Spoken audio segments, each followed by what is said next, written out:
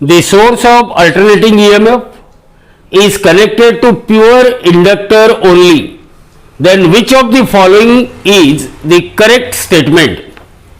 So here we are having a pure inductor across which an alternating source of EMF E equal to E0 sine of omega t is applied.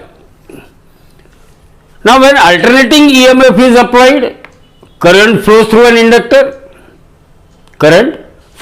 inductor, and according to Lenz's law, EMF induced is equal to E equal to minus of d phi by dt, but flux phi is equal to L into I, where L is inductance of a coil and I is the current flowing through it. Therefore, E is equal to minus of d dt of, here we can write L into I, or it is equal to minus L into di by dt, minus L into di by dt. But remember that EMF induced in a coil and the applied EMF, they are opposite in direction. So, E is equal to minus of E dash. Therefore, that EMF E is equal to minus of minus L into di by dt, or it is equal to L into di by dt, L into di by dt, or di by dt is equal to what? E divided by L. What is E? E is equal to E0 sine of omega t divided by L, E0 sine of omega t divided by L, or di is equal to E0 divided by L sine of omega t into dt. Taking integration on both sides, integration 0 to I and here limit 0 to t. So that is equal to E0 upon L, E0 upon L. What is integration of sin omega t? It is a minus cos omega t,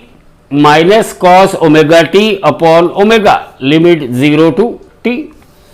So take this omega outside, so this is E0 upon omega L. What is minus cos omega t? It is sin of omega t minus of pi by 2, minus of what? Pi by 2, and here integration of di is I.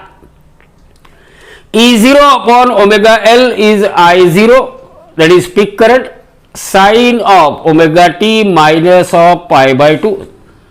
So we are having the alternating EMF given by equation E equal to E0 sine omega t, and the current I is equal to I0 sine omega t minus pi by 2, E equal to E0 sine of omega t and I equal to I0 sine of omega t minus pi by 2. What does it means? Here the presence of term minus pi by 2 in the equation for current, it indicates that current I lags behind the voltage E. Current I, it lags behind. Why lags? Minus pi by 2. So I lags behind E by phase angle of pi by 2 radian. Pi by 2 radian. Now look at the options given here. We have to choose the correct option. The voltage across inductor is in same phase with current. No, there is a phase change of pi by 2. So this is a wrong statement. The voltage across inductor lags behind. No, here current lags behind because EMF E equal to E0 sin omega t, and what is the current we had obtained? I0 sin of omega t minus of pi by 2. So current is lagging behind the EMF. The voltage across inductor lags behind the current. That is wrong. Third, the voltage across inductor leads the current. Okay, either current lags behind the EMF or EMF leads the current by phase angle of pi by 2. So this is the correct statement. The voltage across, no, the voltage across inductor lags behind. This is wrong. So remember, E equal to E0 sin omega t and I equal to I0 sin omega t minus pi by 2. It means current lags behind EMF by pi by 2 or EMF leads the current by pi by 2, and that is also shown with the help of a phasor diagram. If you remember the phasor diagram for inductor, then the EMF across inductor EL and the current flowing through inductor, here This is the phasor diagram, and from the phasor diagram you can say EMF across inductor leads the current by phase angle of pi by 2 radian.